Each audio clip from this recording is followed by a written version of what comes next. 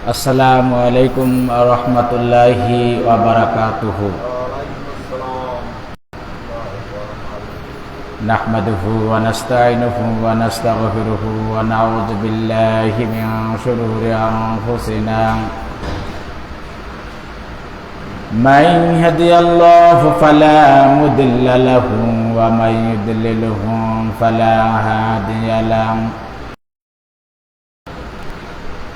ونشهد أن لا إله إلا الله وحده لا شريك له ونشهد أن محمدا عبده ورسوله.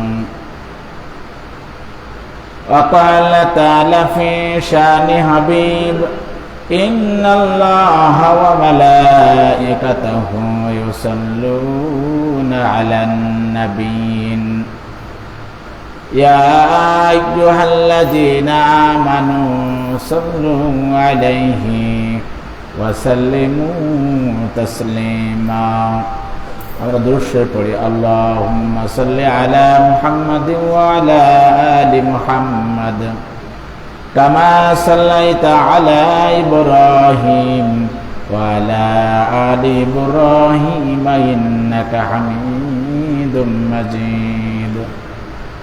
আল্লাহুম্মা বারিক আলা মুহাম্মাদিন ওয়া আলা আলি মুহাম্মাদ কামা বারাকতা আলা ইব্রাহিম ওয়া আলা আলি ইব্রাহিম ইন্নাকা হামিদুম মাজিদ। সম্মানিত উপস্থিতি, আমরা প্রশংসা জানাই মহান রব্বুল আলামিনের, যে মহান রব্বুল আলামিন আপনাদেরকে এবং আমাকে সপ্তাহের শ্রেষ্ঠ দিন জুমার দিন, জুমার প্রথম ভাগে মসজিদে আসবার, বসবার, কিছু আলোচনা করার এবং কিছু আলোচনা শোনার যে তৌফিক দান করলেন, এজন্য আমরা শুকরিয়া আদায় করি, বলি আলহামদুলিল্লাহ। আমরা আরো প্রশংসা জানাই এজন্য যে রব্বুল আলামিন আমাদেরকে আরো একটি সপ্তাহ হায়াত বাড়িয়ে দিলেন, বাড়িয়ে দিয়ে যে বেশি বেশি করে নেক আমল করার তৌফিক দান করলেন, এজন্য আমরা শুকরিয়া আদায় করি, বলে আলহামদুলিল্লাহ। সম্মানিত উপস্থিতি, আমরা বিগত কয়েক জমা ধরে মসজিদ সংক্রান্ত আমরা আলোচনা করতেছিলাম। আজকেও ইনশাল্লাহ আমরা সেই বিষয়ে আলোচনা করব।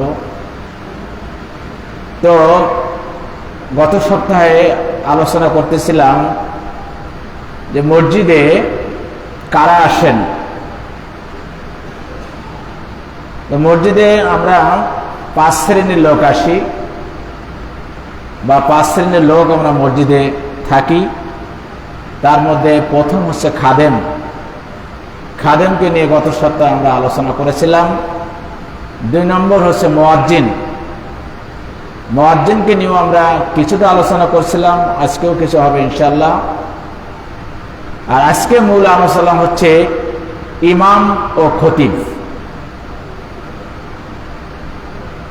একজন ইমাম এবং একজন খতিব তার মসজিদে এবং মসজিদ সংক্রান্ত এই যে এলাকায় কি দায়িত্ব আছে, এই দায়িত্ব আমরা আসলে কতটুকু পালন করি বা কিভাবে পালন করি, আজকে আমরা একটু মিলিয়ে দেখি।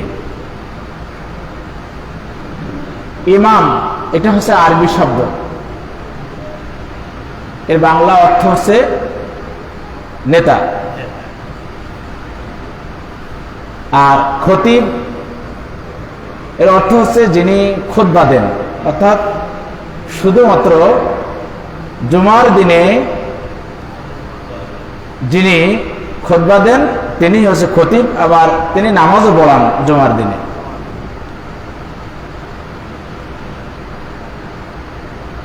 তবে যিনি ইমাম তিনি কিন্তু সমাজেরও নেতা,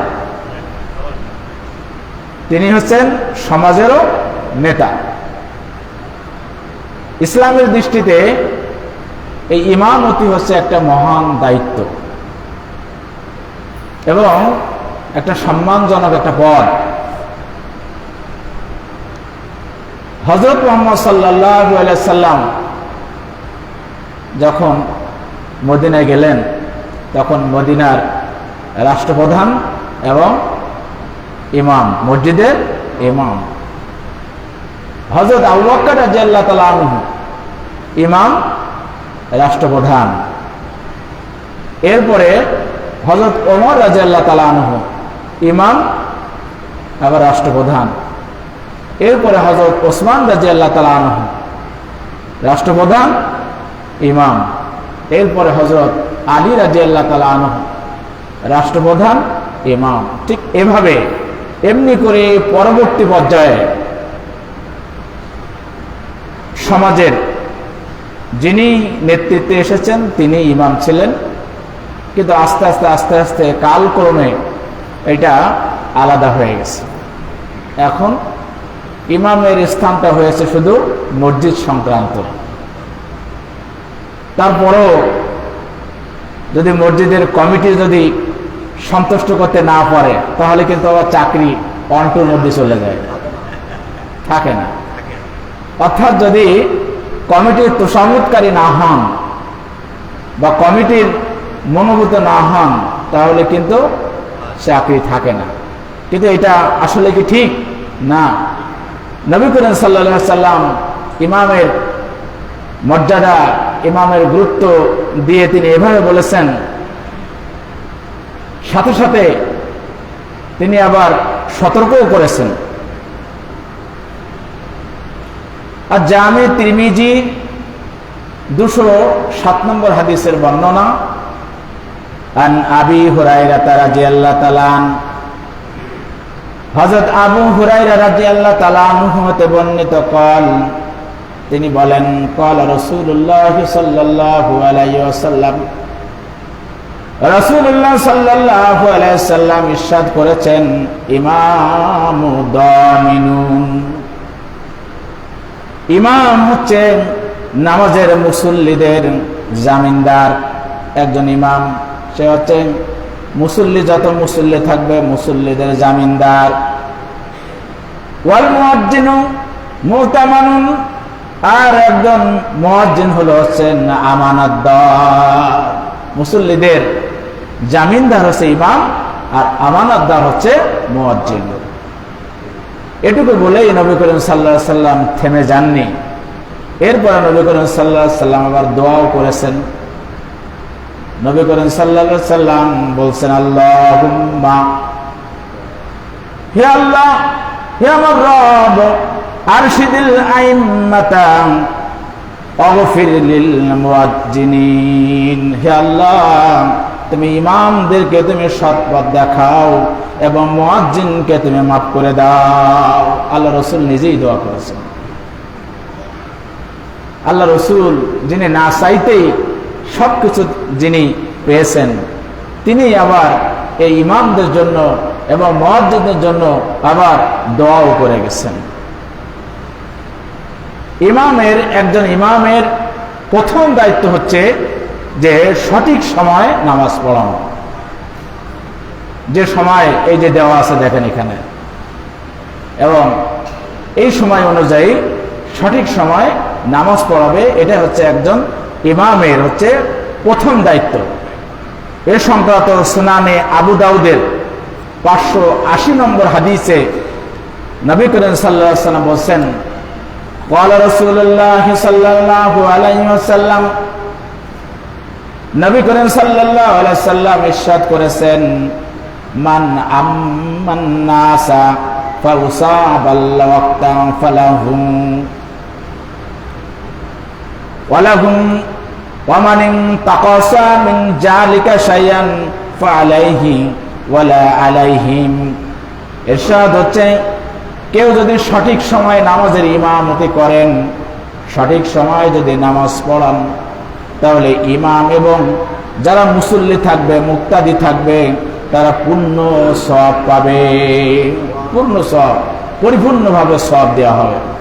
আর পক্ষান্তরে বলা হচ্ছে কোন ইমাম যদি বিলম্ব করে নামাজ পড়ায়, দেরিতে নামাজ পড়ায়, যদি দেরি করে নামাজ পড়ায়, তাহলে সালাত আপনার আমার সবার আদায় হয়ে যাবে, কিন্তু ইমাম সাহেব গুনাহগার হবে,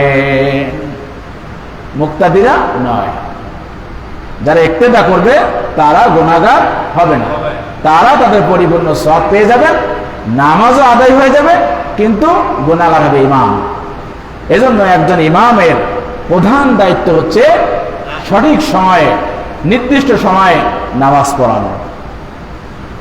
এরপরে 2 নম্বর দায়িত্ব হচ্ছে যে ইমাম সাহেব তিনি তার নামাজের কিরাত, সূরা কিরাত কতটুকু পড়বেন এ সংক্রান্ত সহিহ বুখারীর 703 নম্বর হাদিস এবং সহিহ মুসলিমের 467 নম্বর হাদিসে হযরত আবু হুরায়রা রাদিয়াল্লাহু তাআলা হতে বর্ণিত, قال رسول الله صلى الله عليه وسلم, নবী করিম সাল্লাল্লাহু আলাইহি ওয়াসাল্লাম ইরশাদ করেছেন, ইজা সাল্লা আহাদুকুম, তোমাদের যদি কেউ কোন লিন্নাস, মানুষদের জন্য যখন কেউ ইমামতি করবে, ফা ইউখাফিফ, তাহলে সে সংক্ষিপ্ত করবেন, তার কিরাতকে, তার সূরাকে সে সংক্ষিপ্ত করবে। ফাইন্না ফিহিম আদ-দাইফা, কেননা এজন্য সে কিরাত সংক্ষিপ্ত করবে সেই মুসল্লিদের মধ্যে, সেই নামাজীদের মধ্যে আদ-দাইফ, অনেকেই থাকে যারা দুর্বল ব্যক্তি, ওয়াশ-শাকিফ, অনেকেই থাকে অসুস্থ, ওয়াল কাবীর, এবং অনেকেই থাকে বৃদ্ধ। এজন্য যখন ইমাম সাহেব নামাজে দাঁড়াবেন, নামাজের কিরাতটা তিনি সংক্ষিপ্ত করবেন। ওয়াইজা সাল্লা আহাদুকুম লিনাফসিহি, আর যখন সে নিজে নিজে নামাজ পড়বেন, ফা ইউতিল মাশা, তখন সে ইচ্ছা মতো সে দীর্ঘায়িত করে সে তার নামাজ আদায় করবে। এখন দেখেন আমাদের সমাজে অনেকেই আছেন একটু বেশি, মানে তারা তাকওয়াবান বা বেশি একটু খবরদারি, এই ইমাম সাহেব আপনি এত ছোট কিরাত ধরলেন কেন, আপনি কিরাত বড় করেন। আবার অনেকে এসে বলে আপনি এত বড় কিরাত করেন কি জন্য। এইরকম মাতবারি কোন মুসল্লি ইমামের সাথে করবে না। যদি কেউ করে তাহলে সেই যে হাদিস বুখারী শরীফ এবং মুসলিম শরীফ, এই হাদিসের পরিপন্থী কাজ সে করবে। এবং যদি কোনো ইমাম এরকম কোন মুসল্লির দিক নির্দেশনামূলক এরকম যদি শোনে, উনি যদি শোনে যে ইমামকে যদি বলে যে কিরাত বড় করে পড়েন, আর উনি যদি কিরাত বড় করে, তাহলে ইমামেরও নামাজ হবে না, মুসল্লিদেরও নামাজ হবে না। এজন্য ইমাম সাহেবকে এটা লক্ষ্য করতে হবে, উনি যখন ইমামতি করছেন সেই ইমামতিতে ওনার মুক্তাদিরা কারা আসছেন, কাদেরকে নিয়ে তিনি নামাজ পড়াচ্ছেন, এগুলো ওনাকে খেয়াল করতে হবে। এই হাদিসের ইবারত অনুযায়ী, অর্থ অনুযায়ী যদি সে মেনে চলেন। ইমাম মুক্তাদি সবার জন্য এবার হচ্ছে কর্তব্য, যেটা ইমামেরও কর্তব্য আবার মুক্তাদির জন্য কর্তব্য, যে প্রাকৃতিক প্রয়োজন, পেশাব পায়খানা, এগুলো প্রাকৃতিক প্রয়োজনের বেগ নিয়ে নামাজে না দাঁড়ানো। ধরেন আপনি মনে করছেন যে আমার এখন পেশাব করা দরকার, কিন্তু আপনি বলছেন যে পেশাব করতে গেলে আমার জামাত ছুটে যাবে, আমি তো জামাতে নামাজ পাবো না। এমতো অবস্থায় আপনি কিন্তু আগে নামাজে আসবেন না, আপনি আগে ইস্তেঞ্জা যাবেন, আপনি আগে আপনার প্রাকৃতিক প্রয়োজন সারবেন, তারপর আপনি নামাজ এসে যতটুকু পাবেন ততটুকু আপনি আদায় করবেন, যেটা গত সপ্তাহের বয়ানে বলেছিলাম। দেখেন এর দলিল কি, আবু দাউদ শরীফ, আবু দাউদের 89 নম্বর, ইবনে মাজাহ 617 নম্বর, সহিহ মুসলিম 560 নম্বর ও তিরমিজি 357 নম্বর হাদিসে এই বর্ণনাটা আসছে যে নাহা আন ইউসাল্লির রাজুল ওয়া হুয়া হাকিনুন, অর্থাৎ কোন ব্যক্তি যেন তার পেশাব পায়খানার বেগ চেপে রেখে যেন সালাত আদায় না করে। এই সালাত আদায় করতে নবী করিম সাল্লাল্লাহু আলাইহি সাল্লাম নিষেধ করেছেন যে পেশাব পায়খানার বেগ নিয়ে নামাজ পড়বে না। আগে সে প্রাকৃতিক প্রয়োজন সারবে, তারপর পবিত্র হবে, পবিত্র হয়ে তারপর সে নামাজে আসবে। এরপরে ইমাম সাহেবের পরের কর্তব্য হচ্ছে যে সালাতের কাতার তিনি সোজা করে নিয়ে দাঁড়াবেন। সালাতের কাতার সোজা হলো কিনা এটা ওনাকে খেয়াল করতে হবে। সহিহ বুখারীর 722 নম্বর হাদিসের বর্ণনা, আন আবি আনাস রাদিয়াল্লাহু তাআলা হযরত আনাস রাদিয়াল্লাহু তাআলা হতে বর্ণিত কল, তিনি বলেন নবী করিম সাল্লাল্লাহু আলাইহি সাল্লাম যে উকিমাতিস সালাতা, নামাজের জন্য ইকামত যখন দেওয়া হলো, ফাআকাবালা আলাইনা রাসূলুল্লাহ সাল্লাল্লাহু আলাইহি ওয়াসাল্লাম, নবী করিম সাল্লাল্লাহু আলাইহি ওয়াসাল্লাম আমাদের দিকে মুখ ফেরালেন। নামাজের ইকামত হয়েছে, তখন নবী করিম সাল্লাল্লাহু আলাইহি ওয়াসাল্লাম মুসাল্লিদের দিকে মুখ ফেরালেন। বিওয়াজহিহি, ওয়াজহি মানে তার মুখমণ্ডল ফেরালেন। ফাকাল, অতঃপর তিনি বললেন, আকিমু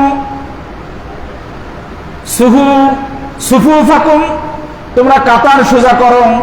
অতারাসসু, এবং একে অপরের গায়ে তোমরা ঘেঁষে ঘেঁষে তোমরা দাঁড়াও, গায়ে গায়ে দাঁড়াও। আল্লাহ রাসূল বলছেন যে গায়ে গায়ে দাঁড়াও। অথচ আমরা কি করি? আমরা ফাঁকা ফাঁকা দাঁড়াই।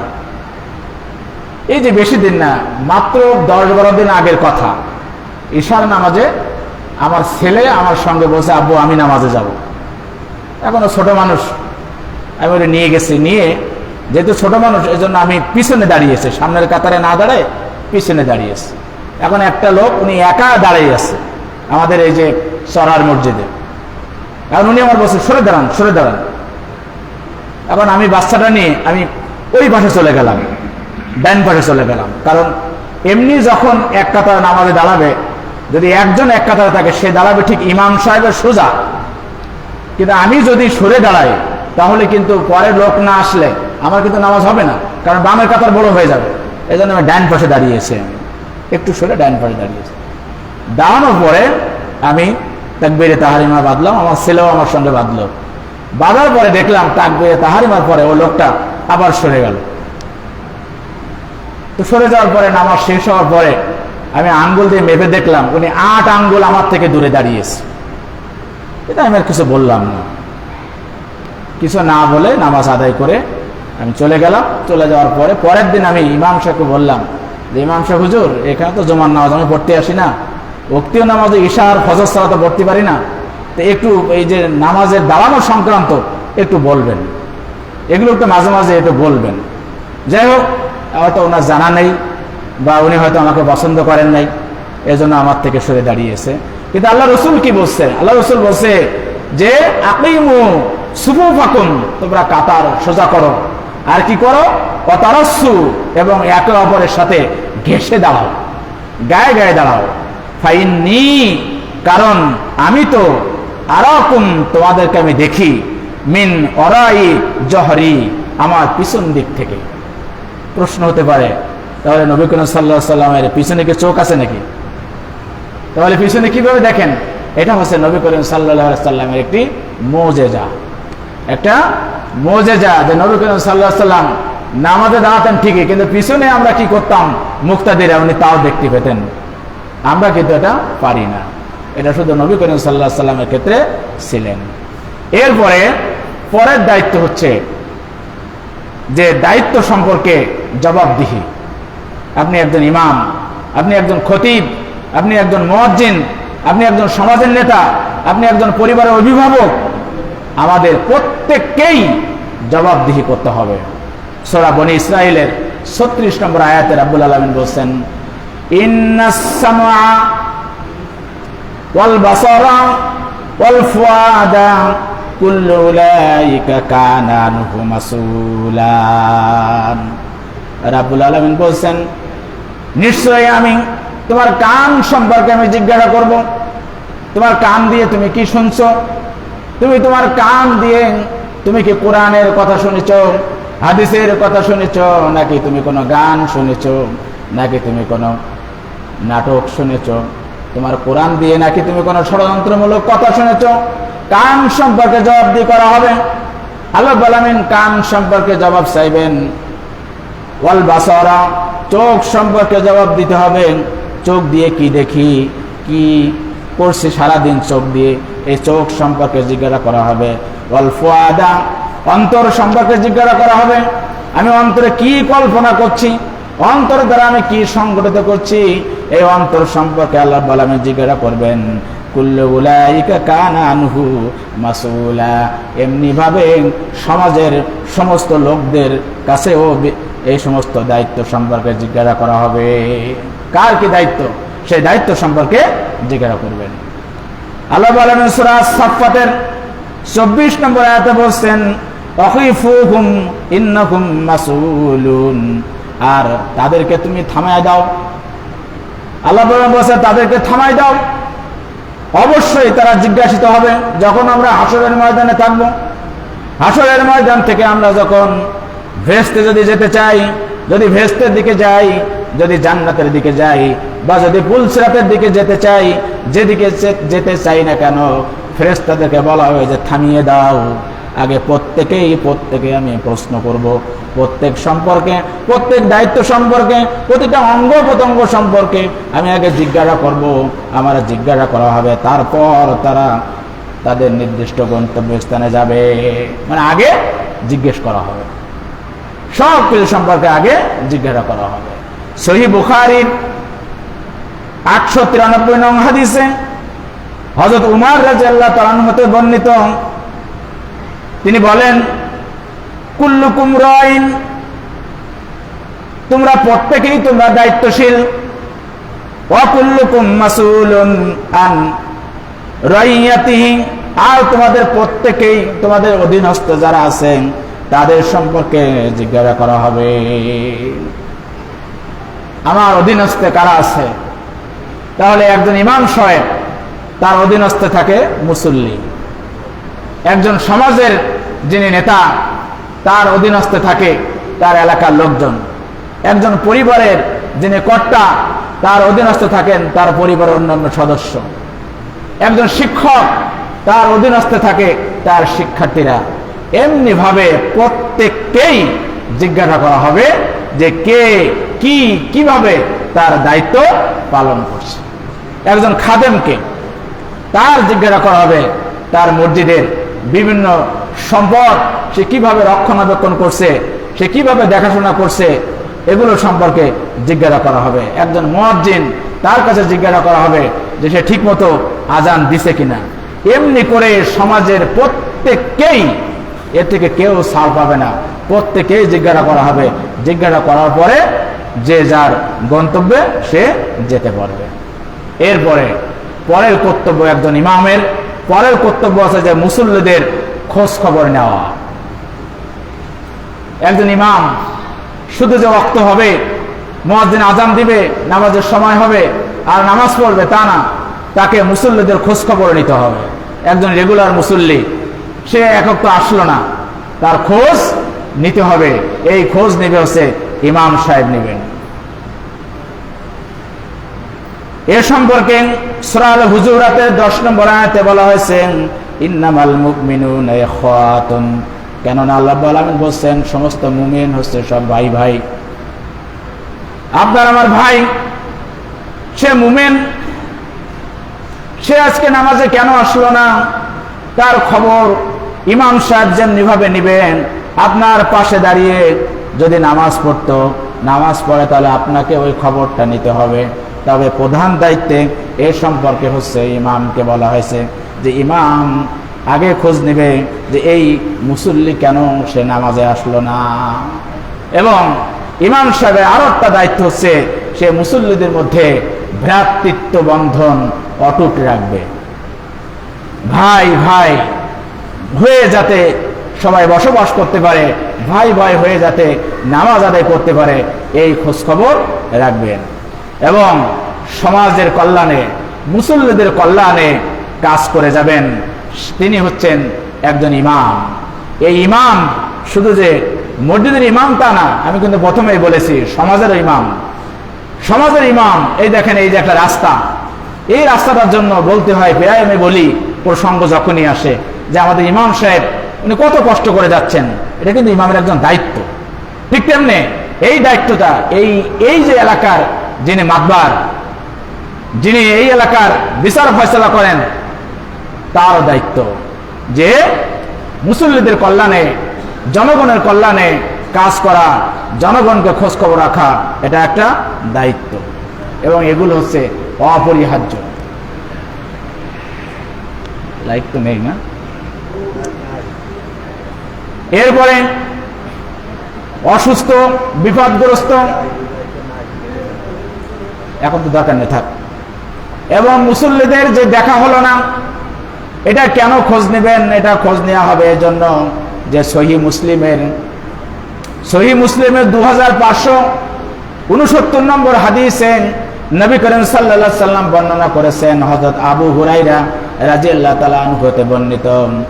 আন আবি হুরায়রা রাদিয়াল্লাহু তাআলা আবি হুরায়রা রাদিয়াল্লাহু তাআলা আনহু হতে বর্ণিত قال, তিনি বলেন যে قال রাসূলুল্লাহ সাল্লাল্লাহু আলাইহি ওয়াসাল্লাম, রাসূলুল্লাহ সাল্লাল্লাহু আলাইহি ওয়াসাল্লাম বলেছেন, আজ্জা ওয়া জাল্লা ইয়াকুল, আল্লাহ জাল্লা শানু ইয়াকুলু ইয়াউমুল কিয়ামতে, কিয়ামতের দিন বলবেন, ইয়া ইবনে আদম, হে বনি আদম, মারিতু, আমি অসুস্থ ছিলাম, ফালাম তাউদনি, অথচ তুমি আমাকে দেখতে যাও নাই। কে বলবেন? আল্লাহ বলবেন। আল্লাহ বলবেন, আমি অসুস্থ ছিলাম, তুমি আমাকে কেন দেখতে যাও নাই, তুমি আমার কেন খোঁজ খবর নাও নাই। তখন এই বনি আদম আমরা বলবো, ইয়া আল্লাহ, তুমি তো রব্বুল আলামিন, তুমি তো সব কিছু সৃষ্টি করেছ, তুমি তো সৃষ্টি জগতের সব কিছু দেখাশোনা করেছ, আমরা কি করে তোমাকে দেখতে যেতাম, তোমাকে আমরা কি করে দেখব। ফালাম তাউদনি ফায়াকুল ইয়া রাব্বি কাইফা আউদুকা, আমরা কি করে তোমাকে দেখব। তখন আল্লাহ রাব্বুল আলামিন বলবেন, ওয়া আনতা রাব্বুল আলামিন, রাব্বুল আলামিন বলবেন। রাব্বুল আলামিন কি বলবেন দেখেন, ফায়াকুল, অতঃপর আল্লাহ রাব্বুল আলামিন বলবেন, আমা আমিলতু আন্না আবদিয়া ফুলান, তুমি কি জানো নাই, তুমি কি শুনতে পাও নাই, তুমি কি খবর নাও নাই, তোমার পাশে আমার এক বান্দা, অমুক বান্দা যখন অসুস্থ ছিল, যখন সে বিছানায় কাতরাইছে, সে টাকার অভাবে সে চিকিৎসা হতে পারে নাই, সে যখন বিছানায় শুয়েছিল, তখন তুমি যদি ফালাম তাউদুহু, অথচ তুমি তাকে দেখতে যাও নাই, তুমি তাকে খোঁজ নাও নাই, তুমি তার খবর নাও নাই। আমা আমিলতু, তুমি কি জানোনি, আন্নাকা লাউ আত্তাহু, যদি তুমি তাকে দেখতে যেতে, তাহলে লাউ জাত্তানি ইনদাহু, তাহলে তুমি তার মাঝে তুমি আমাকে খুঁজে পেতে। বুঝতে পেরেছেন হাদিসটা? অর্থাৎ আপনার বাড়ির আশেপাশে যদি কেউ অসুস্থ হয়ে যায়, এটা কি শুধু ডাক্তাররা দেখতে যাবে? না, কারণ আল্লাহ রাব্বুল আলামিন বলছেন যে মুমিন পরস্পরের ভাই ভাই। একজন মুমিন, একজন মুসলমান, সে যদি অসুস্থ হয়ে যায়, তাহলে শুধু একজন ডাক্তার খোঁজ নেবে তা না, সেখানে আমাদের যে মসজিদের ইমাম খোঁজ নেবে তা না, এটা আমাদের সবাইকে খোঁজ খবর নিতে হবে। যদি আমরা খোঁজ খবর না নিই, আর আল্লাহ রাব্বুল আলামিন যদি আপনার আমার কাছে এভাবে যদি জানতে চায়, এভাবে যদি জিজ্ঞেস করে, তাহলে দেখেন আপনার আমার কিন্তু কারোরই এক পাও সেখান থেকে সরানোর ক্ষমতা থাকবে না। এরপরে সহিহ বুখারীর 7151 নম্বর হাদিসে قال রাসূলুল্লাহ সাল্লাল্লাহু আলাইহি সাল্লাম, রাসূলুল্লাহ সাল্লাল্লাহু আলাইহি সাল্লাম বলেছেন, মা মিন ওয়ালিন ইয়ালি রাইয়াতা মিনাল মুসলিমিন, কোন দায়িত্বশীল ব্যক্তি, কোন দায়িত্বশীল মুসলিম জনসাধারণের যে দায়িত্ব নিবেন, দায়িত্ব লাভ করলো, অথবা সে দায়িত্ব সে পালন করলো না, দায়িত্ব অনুযায়ী সে কাজ করলো না, ফায়ামুতু, অথবা সে মতো অবস্থায় সে মারা গেল, ওয়াহুয়া গাশুন, এবং তার মৃত্যুটা এমন হয়ে গেল যে সে খেয়ানতকারী হিসাবে সে মৃত্যুবরণ করলো, লাহুমিল্লাহ হারামাল্লাহু আলাইহিল জান্নাতা, এমতো অবস্থায় তার মৃত্যুটা হলো। এই মৃত্যুটা হওয়ার পরে তার জন্য রব্বুল আলামিন জান্নাতটা হারাম করে দিলেন। অর্থাৎ আপনি একজন মুসলিম জনগোষ্ঠী আপনি নেতৃত্বে পেলেন, হ্যাঁ, এবং দায়িত্ব পালনরত অবস্থায় আপনি মৃত্যুবরণ করলেন, আর এই মৃত্যুবরণটা যদি আপনার খেয়ানতকারী হিসাবে হয়, অর্থাৎ আপনার উপরে যে দায়িত্ব ছিল, যে আমানত ছিল, এই অনুযায়ী যদি আপনি কাজ করে না থাকেন, দায়িত্ব পালন না করেন, আর আপনি মারা গেলেন, তাহলে আপনার জন্য, আমার জন্য রাব্বুল আলামিন জান্নাতটা হারাম ঘোষণা করেছেন। তাহলে ইমামের আরো একটা গুরুত্বপূর্ণ কর্তব্য হচ্ছে যে ইমাম সাহেব শুধু যে এইগুলো করবেন তা না, বা সমাজের নেতারাও এইগুলো করবেন। এবং ইমাম সাহেবের আর একটা গুরুত্বপূর্ণ দায়িত্ব হচ্ছে উনি যখন মসজিদে নামাজ পড়াবেন, এই যে যেমন এখন 2 রাকাত নামাজ হবে, এই নামাজের আগে এবং নামাজের পরে যে সুন্নাত নামাজ আছে, নফল নামাজ আছে, এগুলো ইমাম সাহেবকে আদায় করতে হবে। কেননা এই মুসল্লিরা হচ্ছে ইমাম সাহেবের অনুসরণ করে, মুসল্লিরা হচ্ছে খতিব সাহেবের অনুসরণ করে, আর ইমাম খতিবরা তারা যদি ফরজ নামাজ পড়েই যদি বাড়ি দৌড় দেয়, তাহলে এটা কিন্তু মুসল্লিদের মধ্যে এর ইফেক্টটা পড়ে। এজন্য একজন ইমাম এবং একজন খতিব, এনাদের কর্তব্য হচ্ছে যে নামাজ আদায় তো করবেন, সাথে সাথে নামাজের আগে এবং নামাজের পরে যে সুন্নাত নামাজগুলো আছে, এই সুন্নাত নামাজগুলো আদায় করতে হবে। যাই হোক,